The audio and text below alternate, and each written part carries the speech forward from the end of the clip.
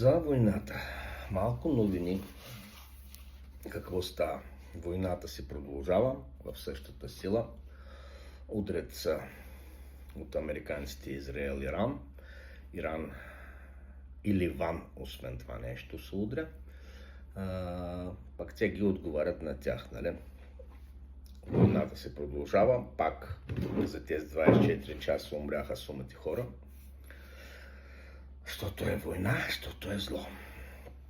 Лошото, че последните новини, днескашните, нали, на 6 число, нито едната страна, нито другата страна не иска да сяда на преговорите.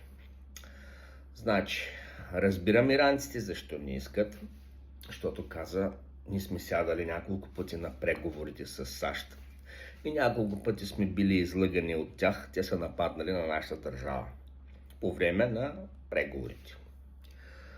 САЩ пак се измисля там някакви глупости тяхните, че създават ядерно оръжие. Тя шаха да нападнат първите иранци.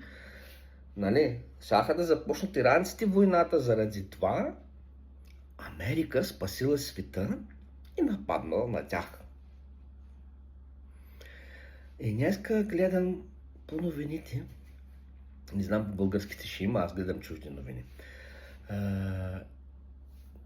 Всичките, нали, поклонници на Трамп, който при него са, нали, служителите, Трамп се седи там на бюрото и се молят за Трамп. Като на Господ Бог да помогне да спаси Америка и целия свят. Нещастници, човек. Какво да ви кажа? Голямо зло са.